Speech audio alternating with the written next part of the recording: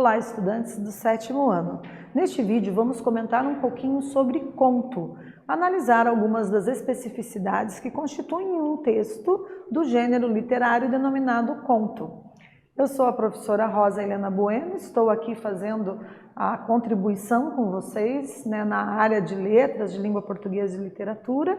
Estou com o meu colega aqui, abrilhantando esse momento, o nosso intérprete que faz a transcrição da minha linguagem oral para a linguagem de sinais, e parabenizo a todos os estudantes que estão aí aprendendo um pouquinho conosco.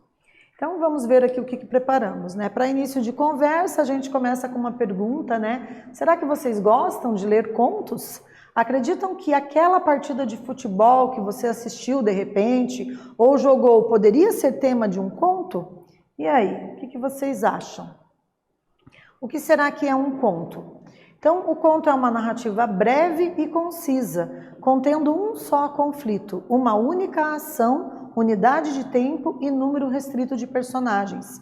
O momento de maior tensão da narrativa é o que chamamos de clímax. Além disso, embora não seja uma regra, é comum que o conto apresente poucos personagens, espaço ou cenário limitado e um recorte temporal reduzido. Então a gente propõe a leitura de uma história que acontece durante uma partida de futebol, É um conto que vai estar aí disponibilizado para vocês fazerem o download na íntegra, E ele também está presente no livro didático aí para os 7º anos, Então o título do conto é Coríntios 2, versos palestra 1, e ele começa ali já com uma onomatopeia, A imitação do som de um apito, Então começa ali, pri, aí, Heitor, a bola foi parar na extrema esquerda, Meli desembestou com ela, a arquibancada pôs-se em pé, conteve a respiração, suspirou. Miquelina cravava as unhas no braço da Yolanda. Em torno do trapézio verde, a ânsia de 20.000 pessoas, de olhos ávidos, de nervos elétricos, de preto, de branco. Então a gente não vai ler o conto na íntegra, ele foi publicado por Antônio de Alcântara Machado, numa coletânea de contos intitulada Brás, Bexiga e Barra Funda, E fica aí a sugestão de leitura para vocês poderem também analisar as figuras de linguagem presentes nesse conto, certo?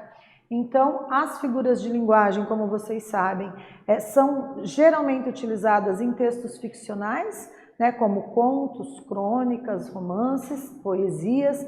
Então a gente vai analisar aqui algumas delas, No caso, a metonímia, Alguns exemplos como camisas verdes e calções negros, para se referir aos jogadores, corriam. A gente tem aqui a substituição de um termo por outro, desde que haja uma relação entre eles. A personificação, que é quando nós atribuímos características humanas a seres irracionais ou a coisas, como aqui no exemplo, entusiasmos, rugiam, pulavam, dançavam, se referindo aí à emoção, O outro nome da personificação também é prosopopeia, são sinônimos, A onomatopeia, que é uma palavra que representa a sonoridade, por associação, que é aqui no caso, o som do apito, como a gente já mencionou.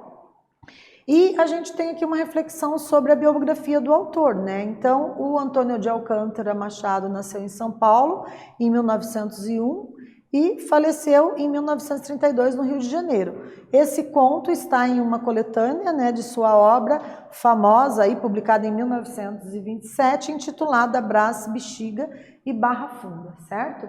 Então, nesse vídeo, nós comentamos um pouco sobre as características do conto, vimos as figuras de linguagem, metonímia, personificação e onomatopeia.